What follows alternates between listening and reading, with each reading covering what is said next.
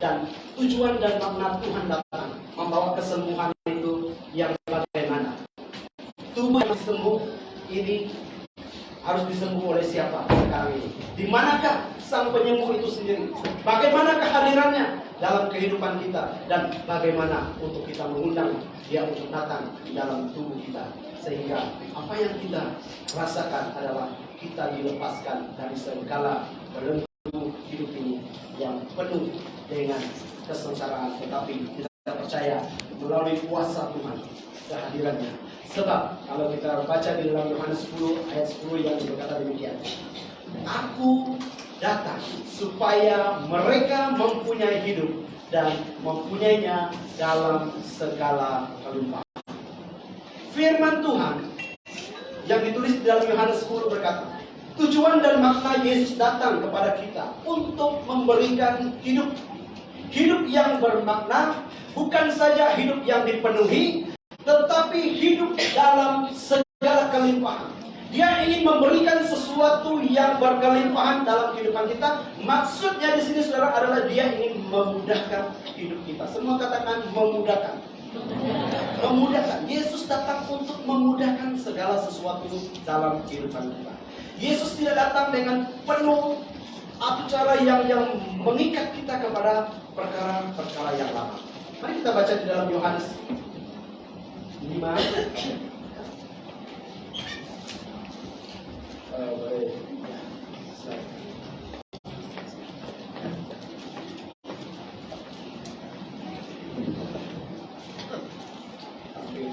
Nanti kita baca bersama-sama.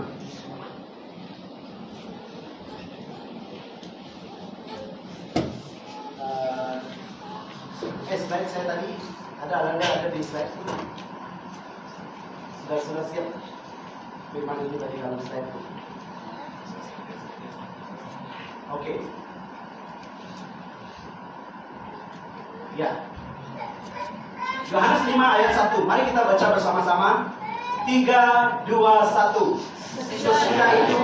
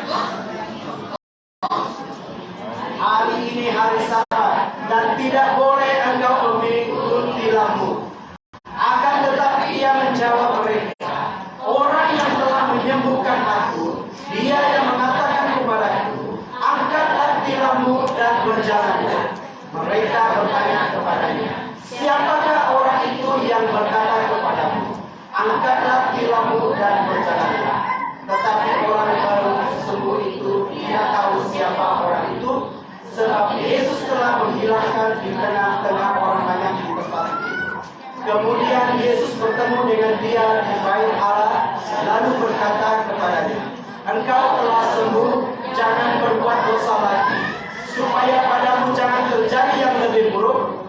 Orang itu menceritakan kepada orang-orang Yahudi bahwa Yesus yang telah menyembuhkan dia. Dan karena itu orang-orang Yahudi berusaha menganiaya Yesus karena dia melakukan hal-hal itu pada hari Sabat. Tetapi ia berkata kepada mereka, Bapakku bekerja sampai sekarang, maka aku pun bekerja juga. Sebab itu orang-orang Yahudi lebih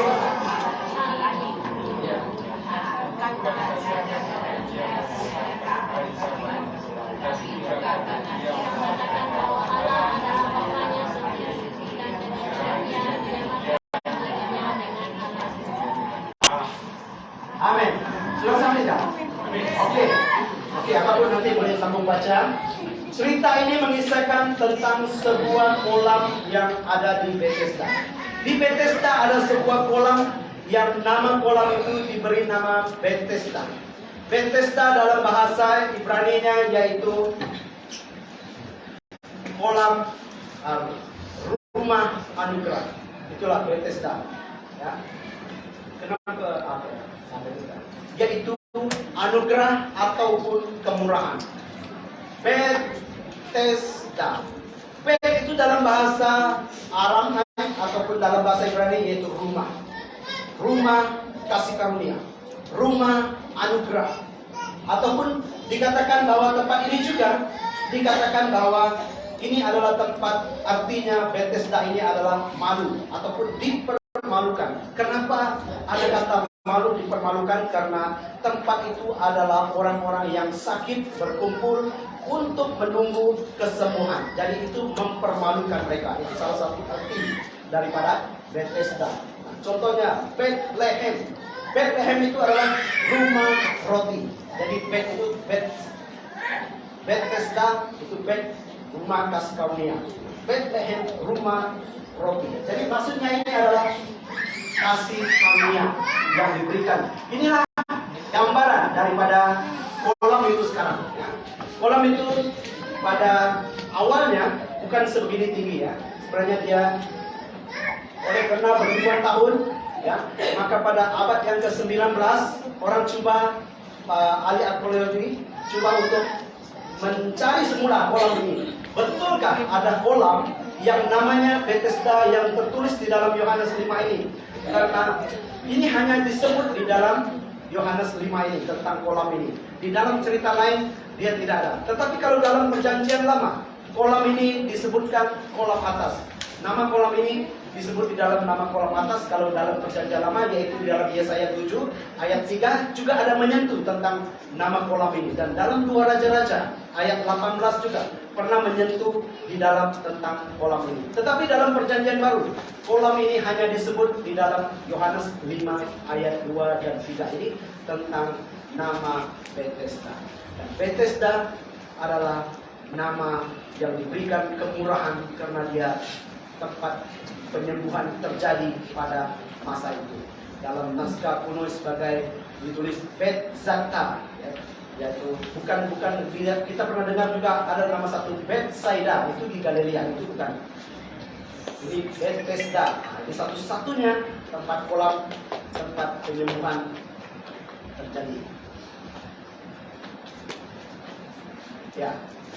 Jadi saudara, di dalam ayat 5 di situ ada seorang yang sudah 38 tahun. Dia sudah menderita sakit dan lamanya 38 tahun. Tapi tidak dituliskan berapa umur orang ini, ya. Cuma dikatakan 38 tahun cukup menderita dan cukup siksa, bahwa 80 tahun orang ini menanti ataupun menunggu satu kesembuhan mujizat terjadi dalam kehidupannya. Ini satu-satu kisah yang ditulis oleh Alkitab, yaitu tentang yang paling lama menderita. Ya. Kalau kita dengar mungkin ada lagi seorang pendarahan perempuan, pendarahan 12 tahun, itu 12 tahun. Tapi kalau orang ini 38 tahun penderitaannya, dari sangat-sangat menyiksa hidupnya. Jadi waktu dia berada di tepi kolam ini untuk menunggu kesembuhan, sebab apabila terjadi kegoncangan kolam ini ketika malaikat Tuhan turun, maka kolam ini akan bergoncang, dan siapa yang pertama kali terjun ke dalam kolam ini, maka dia akan disembuhkan. Tak kira apapun penyakitnya, dia akan disembuhkan. Maka inilah yang membuat orang ini untuk menunggu di tepi kolam ini. Dan selama dia menderita 38 tahun, dia berusaha untuk disembuhkan. Tetapi pada masa itu, waktu Yesus ada di sana, di kolam itu, dia tengah menunggu untuk kesembuhan. Ketika Yesus melihat orang itu, dia berbaring, ya, karena dia tahu bahwa ia telah lama dalam keadaan itu. Berkatalah Yesus kepada orang itu, maukah engkau sembuh? Yesus hanya bertanya kepada dia, maukah engkau sembuh?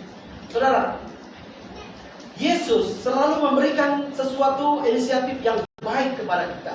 Maka itulah tujuan dan makna Yesus datang tadi kepada kita. Dia datang untuk memberikan kehidupan dan hidup dalam segala kelimpahan. Yesus mempunyai inisiatif kepada setiap kita yang telah dibebaskan dari segala belenggu dosa, ya, dari segala kutukan, yang menawarkan sesuatu yang baik dalam kehidupan kita. Tetapi banyak di kalangan kita sama seperti orang yang 38 tahun penderitaannya ini berusaha untuk kekuatan dirinya sendiri. Kenapa? Karena selama 38 tahun perjuangannya untuk suatu kesembuhan, dia menunggu di tepi kolam Bethesda. Walaupun orang lain disembuhkan, dia tidak dapat disembuhkan. Kenapa dia tidak dapat disembuhkan? Karena dia lumpuh. Lumpuh bagaimana dia nak terjun? Sebab yang diambil kira adalah siapa yang terjun lebih awal, maka dia yang akan disembuhkan. Tetapi orang yang lumpuh ini tidak dapat berjalan, tidak dapat bangun. Bagaimana untuk dia boleh terjun ke dalam kolam? Andai kata orang ini boleh terjun, apakah dia boleh berenang? Sebab dia lumpuh. Kemungkinan dia tidak selamat juga kalau dia terjun dengan keadaan yang tidak lumpuh, terbaring. Kalau dia terlungkup, siapa yang boleh bangunkan dia? Jadi saudara, ketika Yesus melihat bahwa orang ini memang tidak punya kemampuan untuk boleh sembuh, maka Yesus telah bertanya kepada dia, maukah engkau sembuh? Jawab orang sakit itu kepada dia, Tuhan, tidak ada orang yang menurunkan aku ke dalam kolam itu. Apabila air mulai goncang dan sementara aku menuju ke kolam itu, orang lain sudah turun dahulu. Dia bukannya menjawab pertanyaan apa yang Yesus berikan kepada dia. Malah dia memberikan satu alasan yang panjang. Tidak ada orang yang boleh menurunkan saya ke dalam kolam itu. Sementara orang lain sudah terjun terlebih dahulu, tapi saya tidak sempat terjun. Makanya saya tidak boleh dapat kesembuhan. Yang Yesus tanya, pertanyaan Yesus adalah, maukah engkau sembuh? Perjawaban yang paling singkat adalah, ya Tuhan, saya mau. Betul? Yang kita mau adalah, saya mau Tuhan.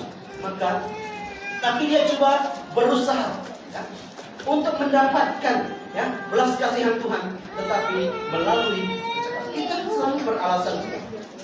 Orang-orang ketika orang bertanya, maukah engkau sembuh? Andai kata kita jawab, ya Tuhan, saya mau sembuh, saya percaya, kita senang dapat mujizat. Tetapi kalau kita beralasan, Tuhan, saya sudah pergi berobat, saya sudah jumpa dokter, saya sudah jumpa pakar, saya sudah tidak ada. Mereka kata penyakit saya tidak ditemui. Dokter kata saya sudah di scan dan apa semua tidak ada penyakit di tubuh saya. Pertanyaannya, engkau mau sembuh, bukan mau jumpa pakar, jumpa dokter, jumpa mana-mana hospital. Pertanyaannya sekarang adalah, maukah engkau sembuh? Kita selalu berpikir bahwa saya sudah berjumpa dokter, saya jumpa pakar yang kedua, pakar yang ketiga, dan jumpa lagi ke dokter yang lain.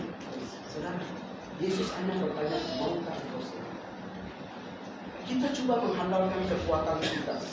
Orang yang 38 tahun ini sedaya upaya untuk menyembuhkan dirinya melalui terjun ke dalam kolam ini. Bukannya melihat apa yang ditawarkan oleh Yesus. Karena Yesus hanya bertanya kepada dia, engkau mau sembuh atau tidak mau sembuh? Kalau dia berkata saya mau sembuh, maka senang. Tapi kalau dia berkata bahwa waktu air itu bergoncang, tidak ada orang yang menurunkan. Kenapa perlu orang menurunkan lagi? Sedangkan yang ditanyakan adalah, maukah engkau sembuh?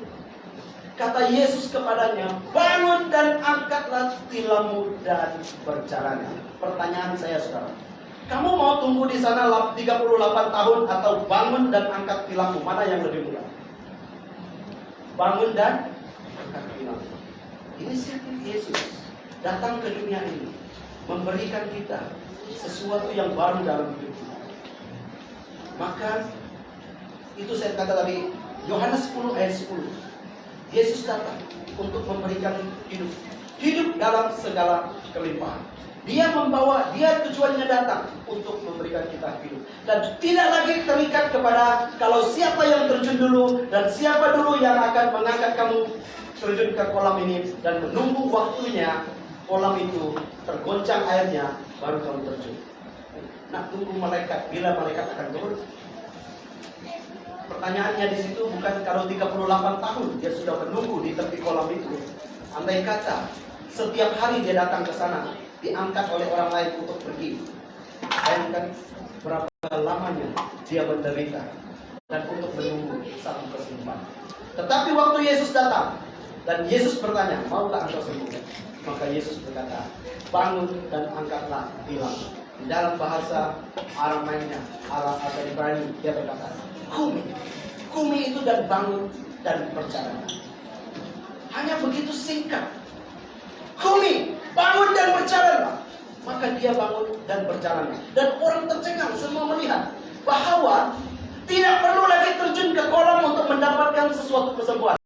Cukup dengan Yesus berkata, bangun dan berjalan.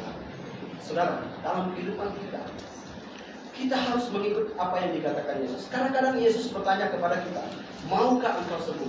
Tapi kita berusaha untuk mencari kekuatan dan kemampuan kita, untuk pergi berobat ke sana ke sini usaha kita. Tetapi kita tidak mendengar apa yang ditawarkan oleh Yesus. Yesus sudah ada di setiap kita. Yesus hadir di kolam itu, memberikan tawaran kepada orang ini untuk menyembuhkan dia. Tetapi usaha manusia, yaitu seperti orang 38 tahun ini, selalu mempunyai alasan untuk mendapat kesembuhan kekuatan hidupnya, untuk dia boleh terjun ke kolam. Tetapi ketika dia tahu bahwa dia sudah berjalan dan saat itu juga dia sembuh tanpa perlu terjun ke kolam, dan dia baru tahu bahwa Yesus itu adalah yang hadir bersama dengan dia yang luar biasa. Saudara, saya mau beritahu, di dalam hidup ini memang kita pun tidak boleh menghalang untuk penyakit datang kepada tubuh kita. Memang kita berdoa untuk suatu kesehatan, tetapi saudara, untuk kita menjadi matang dan dewasa di dalam kehidupan sebagai pertumbuhan rohani dalam hidup kita, kita mesti banyak melewati penyakit. Saya, dalam kisah hidup saya banyak melalui banyak penyakit. Banyak penyakit yang tidak dijumpai penyakitnya, yang tidak boleh diobat. Makan obat tidak sembuh dan makan apapun tidak sembuh. Dan untuk sesuatu kesembuhan, memang usaha kita sudah beli kepada satu obat, akan beli kepada satu obat lain. Kalau obat ini tidak akan basah, akan ada lagi tawaran lain daripada jenis obat lain. Tapi saudara, satu hal yang saya belajar bahwa dalam hidup ini kita harus juga mendengar suara Tuhan, bahwa kita perlu berdoa karena Yesus sudah hadir di dalam setiap kehidupan kita. Semua katakan Yesus hadir dalam hidup kita. Cuma sekarang engkau mau dengar suara Tuhan. Yesus itu sudah melalui kuasa Roh Kudusnya, dia sudah ada di dalam setiap hidup kita. Dia yang berbicara di dalam hidup kita sekarang. Maka kita harus dengar suara Tuhan. Engkau mau jadi seperti orang yang 38 tahun ini berusaha untuk berobat, berusaha untuk pergi berjumpa dengan orang yang pakar dalam setiap penyakit. Engkau suatu hari akan gagal dan engkau akan suatu hari akan menyesal, berkata bahwa Tuhan adalah tempat perlindungan. Dan kita akan berkata kepada seperti yang Yesus katakan, untuk sembuh itu cuma sekelip mata saja, seperti orang yang lumpuh, berjalan, bangun dan berjalan. 38 tahun menunggu, tapi saat Yesus datang, bangun dan berjalan. Nah, dalam kehidupan saya berbagai jumpa. Saya pernah di hospital Salam sebelum pandemi lagi. Saya banyak jumpa pakar. Masalah saya adalah masalah kencing. Masalah saya kerap kencing. Menurut dokter kepakaran dalam kencing ini, kalau kamu adalah orang yang kerap kencing malam, salah satu adalah masalah buah pinggang. Yang kedua, masalah kalau bagi laki adalah prostat. Antara dua saja. Tetapi ketika saya scan dan tidak ada apa-apa masalah. Dan rujuk kepada pakar. Ini yang di swasta. Lepas itu rujuk kepada pakar. Kepakaran ini juga memberi setiap kali saya pergi jumpa appointment bulan ini pakar lain. Jumpa lagi dokter kerajaan, banyak pakar. Jadi dalam 1 tahun saya boleh jumpa 6-7 pakar. Semuanya memberikan pendapat yang tidak mungkin memuaskan kita dan berbeza pendapat, ya, pandangan biasa manusia dalam kepakaran kita juga berbeza pendapat. Suatunya berkata begini, suatunya berkata begini, dan suatunya. Dan semuanya saya boleh terima, tapi apa yang kadang-kadang tidak masuk akal bagi saya tidak terima. Dan suatu hari dia kata dengan saya, Pak Kani, satu lagi ujian yang kamu perlu buat, yaitu dia nak masukkan 1 belon ke dalam saluran kencing itu, dan bila dia masukkan itu adalah sesuatu yang terakhir lah, maksudnya agak membahayakan. Dan orang yang buat itu di pakar tempat X-ray, dia sebelum dia panggil saya buat, dia nak jumpa saya dulu. Dia kata dia nak cerita dengan saya, apa yang sebenarnya menjadi masalah kamu. Oke, saya cerita masalah ini, masalah kencing dan sebagainya. Semua ujian lain sudah dibuat, dan sampai sekarang ujian yang ini sudah tidak, yang belum saya buat, hanya ini saja. Tetapi bagi saya ini tidak ada kaitan. Andai kata saya kerap kencing, kenapa ini bukan kencing sumbat? Kalau kencing sumbat bagi saya adalah logiknya dia masukkan belum melalui saluran, ya, ke lelaki punya ini. Tetapi bagi saya kencing itu lancar, tapi yang bermasalah adalah kekerapan kencing. Jadi tidak masuk akal bagi saya. Oke, so dia bagi saya, kalau kamu boleh buat ujian ini, tapi dianya akan membawa kesan sampingan ke 5 atau 10 tahun ke depan. Kemungkinan dia akan mengundang penyakit lain, contoh kanker atau apakah, tapi impactnya adalah ke 5 atau 10 tahun ke depan. So saya tidak ambil. Saya jumpa pakar, dan pakar kata, kenapa kamu tidak mau ambil ujian ini? Saya kata saya tidak, bagi saya tidak mau saya ambil ujian ini. Pakar itu pun macam tak boleh. Saya jumpa lagi, datang lagi satu, saya jumpa pakar, kenapa kamu tidak mau ambil ujian itu? Macam mereka paksa. Saya kata saya tidak mau ambil. Bagi saya bukan itu masalah saya. Ya, saya juga harus bagi cadangan saya. Bagi saya bukan itu cabaran saya. Saya ceritakan sebenarnya apa yang terjadi. Kemungkinan masalah sebab undi kencing saya, bagi yang normal dia akan isi penuh, mungkinnya dalam penuh baru dia kencing, dan sekali kencing habis. Tetapi masalah undi kencing saya, dia tidak boleh penuh. Maksudnya ketika kencing masih ada banyak belen dalam. Jadi sekejap lagi dia penuh, jadi kencing lagi. Bukan masalah buah pinggang dan bukan ada masalah prostat. Ya, jadi itulah. Jadi saya tidak ambil. Dan itu pun sudah sampai pada yang bukan. Selepas itu saudara, saya puji Tuhan sudah jadi pandemik, saya pun tidak ikut. Teman saya macam tidak percaya lagi. Ya, jadi saya pun sudah sembuh. Ya, puji Tuhan, saya sudah sembuh dan tidak perlu merujuk kepada. Saya banyak penyakit saudara di dalam. Sebelum mungkin dalam 10 ke 15 tahun dahulu saya pernah kena buasir, dan dokter saya jumpa satu dokter, dia kata, kamu sekarang pergi ke hospital dan kamu buat pembedahan, buatkan buasir itu. Saya dengan begitu mudah terus buat buasir. Saya pergi ke hospital Pang, dan banyaklah pakar-pakar di sana, pemeriksaan fakta dan semua. Dia kata kamu bukan buasir. Kenapa daripada sana katakan saya ada buasir, saya sampai sini tidak ada buasir. Pakar itu cek dan semuanya dikorek lah apa semua tidak ada apa-apa. Tapi saya kata dengan dia tetap ada sakit. Oke, tetap sakit. Dan lama tahu saya punya penyakit itu mungkin dekat 5-6 tahun. Saya merasa sesuatu yang tidak selesa. Tapi menurut dokter itu bukan pakar. Itu bukan buasir. Itu dokter pakar yang mengatakan. Tetapi bagi dokter yang di klinik biasa, kamu adalah buasir. Nah, ketika saya sudah berdoa dalam hal itu, dan saya juga disembuhkan tanpa berjumpa pakar, dan tidak ada lagi saya semuanya itu. Kadang-kadang kita selalu mengandalkan kepakaran, kedokteran, nama hospital.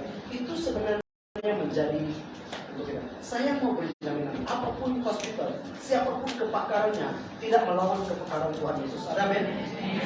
Karena kepakaran itu banyak mengecewakan kita suatu hari nanti. Tapi Yesus menawarkan kepada kita bahwa maukah engkau sembuh? Kalau engkau sembuh di bumi, di surga juga engkau sembuh. Tapi kalau engkau hanya sembuh di bumi, engkau tidak sembuh di surga, buat apa? Ya, jadi saudara, itulah yang Yesus mau katakan kepada kita bahwa kita bangun. Nah, anak Yairus di dalam kisah yang sama, ya, ketika Yairus, yaitu seorang yang bekerja di bait suci, ya, anaknya hampir mati. Waktu Yesus datang, ya, menyembuhkan dia dan membangkitkan dia daripada sakit, ya. Banyak orang pergi kepada Yesus meminta kesembuhan. Dan waktu anak ini yang mau dibangkitkan Yesus, Yesus hanya berkata kepada dia, "Tali takum." Di dalam Markus 5 ayat 41, "Tali takum dan bangkit dan bangunlah."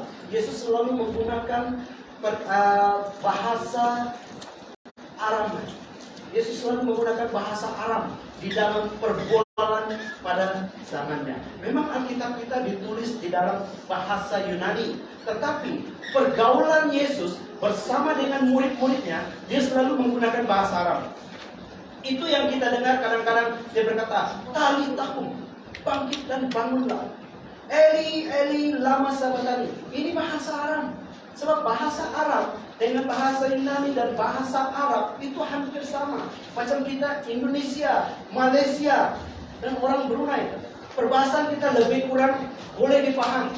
Begitulah bahasa Aram, bahasa Ibrani, dan juga Yunani.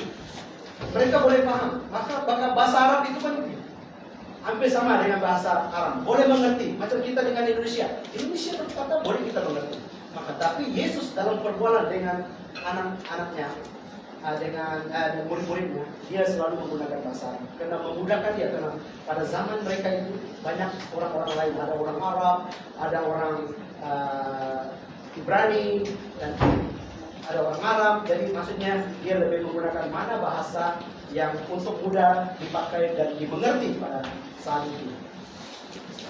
Itulah, ya. Dan pada saat itu juga sembuhlah orang itu, lalu mengangkat tilangnya dan berjalan. Tetapi hari itu hari Sabat.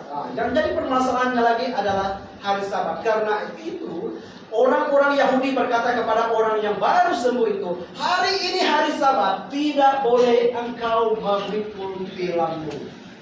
Orang-orang yang agamawi selalu menganggap mereka lebih bijak, lebih pandai, dan lebih tahu daripada Yesus. Kehadiran Yesus, mereka tidak tahu siapa sebenarnya dia. Tetapi mereka selalu berkata bahwa jangan angkat tilam pada hari Sabat, jangan menyembuhkan orang pada hari Sabat. Tapi Yesus datang menyembuhkan orang pada hari Sabat. Itu memang perbuatan Yesus. Dia selalu menyembuhkan. Orang yang 12 tahun penderitaan juga disembuhkan pada hari Sabat. Dan orang ini yang disuruh bangun dan angkat tilam juga hari Sabat.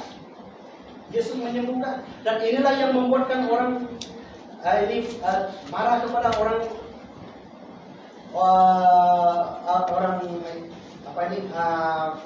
ahli Taurat ini, marah kepada Yesus karena dia seakan-akan melanggar hukum. Tetapi siapa sebenarnya kehadiran Yesus? Dialah hukum di atas segala hukum pada masa itu. Tapi mereka tidak tahu kehadirannya. Akan tetapi ia menjawab mereka, "Orang yang telah menyembuhkan aku, dia yang mengatakan kepadaku, angkatlah tilammu dan berjalanlah." Mereka bertanya kepadanya, "Siapakah orang itu yang berkata kepadamu, angkatlah tilammu dan berjalanlah?" Ya. Siapakah orang itu? Saudara, Yesus selalu menyembuhkan orang pada hari Sabat. Kalau kita lihat pada hari Sabat, Lukas 14 ayat 1 hingga 6 yang berkata, pada hari Sabat, Yesus datang ke rumah salah seorang pemimpin dari orang Farisi, maka semua hadir mengamati dia dan sesama. Tiba-tiba datanglah seorang sakit busung air berdiri di hadapan Yesus. Hari Sabat lagi. Jadi, menurut ahli Taurat dan orang Farisi, hari Sabat tidak boleh angkat tilam, tidak boleh menyembuhkan, dan semua tidak boleh dilakukan. Tetapi Yesus menyembuhkan mereka pada hari Sabat. Hari Sabat, apa maksudnya hari Sabat? Adalah hari istirahat, hari berehat. Tidak boleh angkat apa-apa, tidak boleh buat kerja apa-apa. Tapi Yesus datang, dia menyembuhkan dan suruh orang angkat tilam pada hari Sabat. Maka mereka yang pada hari Sabat menjadi suatu pantang bagi mereka, tetapi Yesus memberikan kesembuhan dan suruh mereka mengangkat tilam. Nah, diperbolehkan. Lalu Yesus berkata kepada ahli-ahli Taurat dan orang-orang Farisi itu, katanya, diperbolehkah menyembuh orang pada hari Sabat atau tidak? Dia bertanya kepada mereka balik, bolehkah sembuhkan orang pada hari Sabat? Hai ahli Taurat dan orang Farisi, dia tanya kepada mereka. Dan apa jawab mereka? Mereka diam semuanya, lalu memegang tangan orang sakit itu, menyembuhkannya dan menyuruhnya pergi. Kemudian ia berkata kepada mereka, siapakah di antara kamu tidak segera menarik keluar anaknya lembu kalau terpesorok ke dalam sebuah sumur? Andai kata kamu punya lembu pada hari Sabat, masuk ke dalam lubang perigi, itu hari Sabat, kamu tak angkatkah? Kata Yesus kepada mereka, angkat. Kalau tidak dia akan mati, saudara. Kesempatan yang ada waktu Yesus berada di kolam itu adalah kesempatan bagi orang yang 38 tahun. Andai dia tidak disembuhkan, entah bila masa lagi dia boleh berjumpa dengan Yesus. Makanya Yesus berkata kepada mereka, hari Sabat boleh tak menyembuh? Menurut mereka memang tidak boleh. Tetapi Yesus berkata, kalau kamu punya lembu masuk dalam lubang perigi hari Sabat, apa kamu buat? Selamatkanlah. Nanti mati itu anak lembu. Nah, sama juga kesempatan yang ada dalam hidup ini, kita mengenal Yesus dalam kehidupan kita. Inilah kesempatan. Saudara datang beribadah, saudara datang memuji dan memberikan kemuliaan. Ini adalah suatu kesempatan bagi setiap kehidupan kita. Belum tentu ada hari esok lusa bagi setiap kita, saudara. Maka setiap kesempatan kita pergunakan waktu yang Tuhan telah berikan dalam hidup kita untuk kita datang memuji dan memuliakan Tuhan. Ada amin, saudara? Ya. Jadi yang seterusnya, saudara, di dalam Lukas 13 juga dikatakan, Yesus sedang mengajar dalam salah satu rumah ibadat pada hari Sabat. Di situ ada seorang perempuan yang telah 18 tahun dirasuk oleh roh sehingga ia sakit sampai bungkuk punggungnya dan tidak dapat berdiri dengan. Ini lagi seorang perempuan yang sudah kerasukan 18 tahun penderitaannya. Tapi ketika Yesus menyembuhkan dia pada hari Sabat juga, sangat bertentangan dengan pendapat orang Yahudi dan Farisi. Karena ahli Taurat tidak mau melihat orang bekerja hari Sabat dan tidak mau mereka melakukan sesuatu. Tetapi maka kehadiran Yesus di atas segala hukum Taurat itu, Yesus sebenarnya. Mereka tidak paham siapa Yesus, tetapi Yesus membawa sesuatu pembaruan dalam kehidupan kita. Nah, kalau kita hanya menunggu 38 tahun mengharapkan kolam Bethesda menyembuhkan kita, kita adalah orang yang paling kasihan di dunia. Kenapa? Kita tidak tahu bahwa Yesus yang sudah ada sekarang ini ada di dalam hati. Ada amin, saudara? Tidak perlu engkau mencari kolam Bethesda. Saya mau ke Israel untuk kesembuhan. Kolam itu sudah tak pakai lagi lah sekarang. Kalau kamu lihat gambarnya itu ribuan tahun. Sekarang kolam ini tidak berfungsi lagi sebagai satu kolam penyembuhan. Penyembuhan itu sudah ada di dalam tubuhmu. Maka Yesus berkata, tubuhmu adalah bait Allah. Semua katakan tubuhmu adalah bait Allah. Jadi maksudnya kalau tubuhmu adalah bait Allah, di manakah tempat diamnya Roh Kudus? Di dalam tubuh kita. Maka apa yang perlu kita lakukan? Kita hanya berkata, Tuhan sembuhkan aku. Karena dia ada di dalam setiap pribadi kita pada saat ini. Jadi tidak perlu terlalu mencari terlalu susah. Walaupun kita pergi ke hospital, walaupun kita mencari kepakaran di dalam perubatan, tapi jangan lupa, dengar baik saudara, jangan lupa bahwa Yesus itu adalah sumber penyembuhan bagi kita. Amin. Nah, kita mungkin kalau kita terlalu mengandalkan kepakaran, kedokteran dan juga semuanya dalam hidup ini, suatu hari kita akan kecewa dengan apa yang kita andalkan. Tapi kalau kita mengandalkan Yesus, saya sangat percaya seumur hidup kita akan merasa kekuatan yang baru dan seperti burung raja wali terbang tinggi mengatasi badai. Masalah, cabaran semua dapat kita tanggung karena kita tahu bahwa ada Yesus bersama kita. Ada amin, saudara? Ya, karena Yesus ada bersama kita. Jadi jangan mengandalkan kekuatan pribadi kita. Andalkanlah Dia, yaitu Yesus. Ya. Ini adalah gambaran yang terbaru tentang kolam Bethesda ini. Dulu kolam Bethesda ini pada mungkin 2000 lebih tahun dulu tidak sebegini. Tapi oleh karena pembangunan beribu-ribu tahun, kita sejak muka bumi kita sekarang, dulu KL begini, sekarang KL apa sudah jadi, baru dalam 60 tahun. Kalau ini cerita ini adalah ribuan tahun.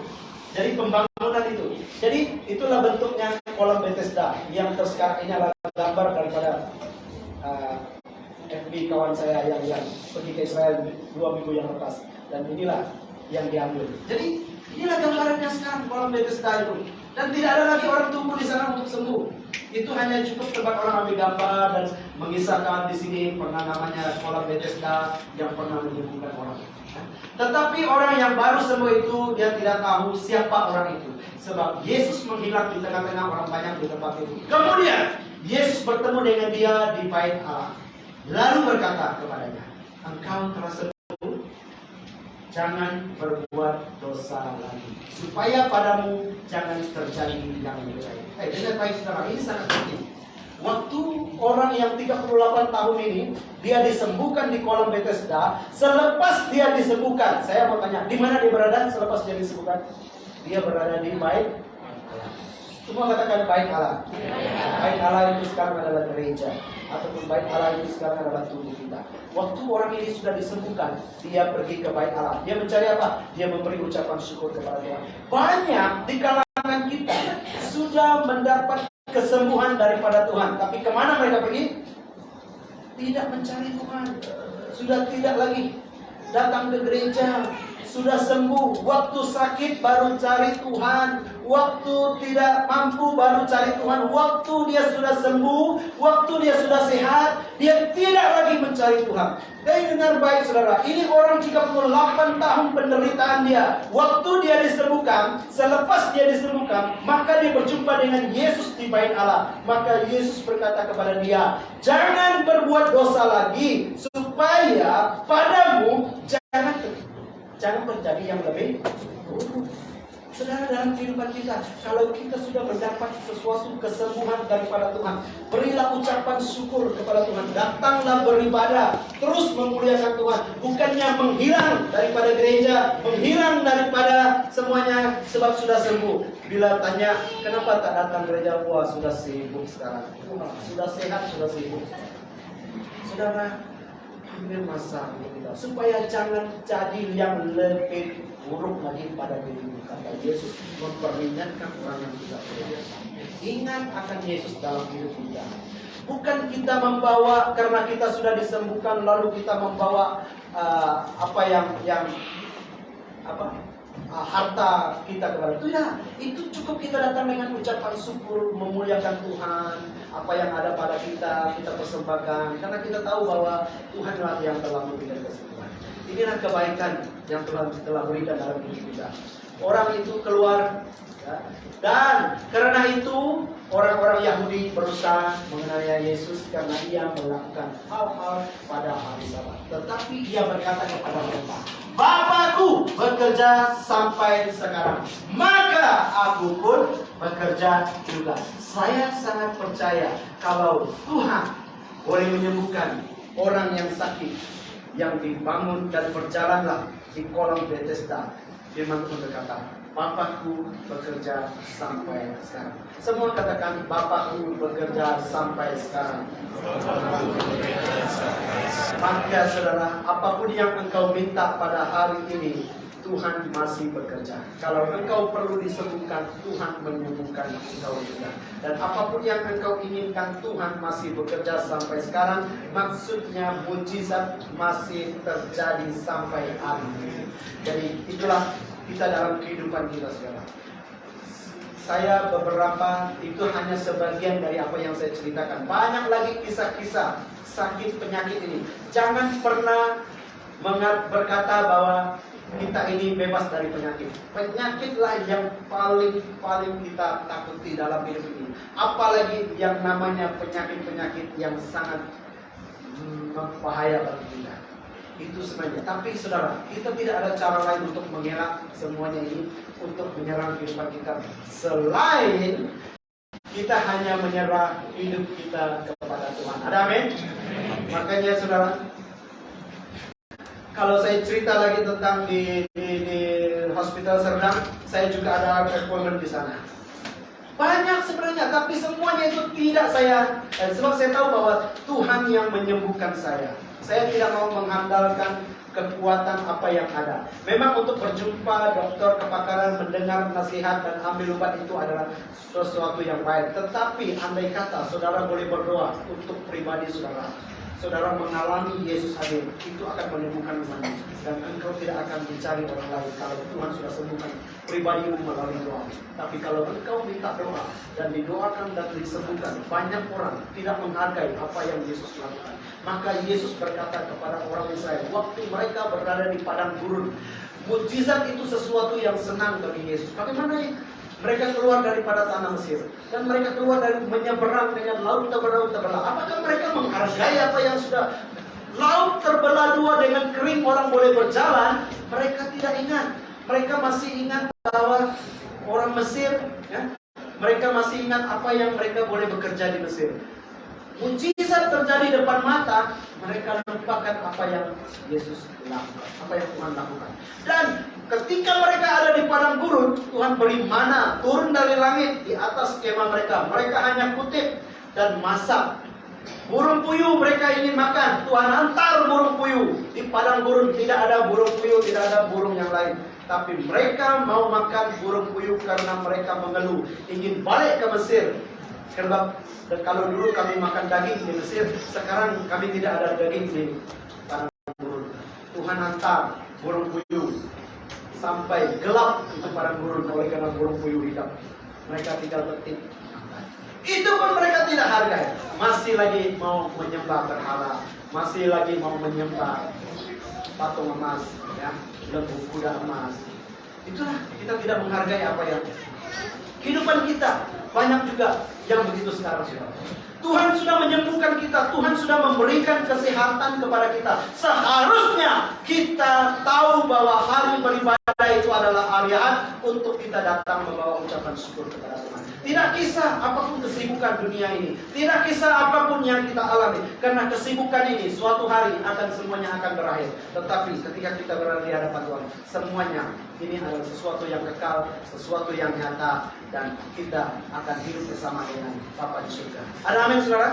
Maka dalam hidup ini tidak kisah saudara dan saya, kita sama-sama mengandalkan Tuhan dan Yesus yang sudah ada di dalam setiap hati kita dan ada di dalam pribadi kita.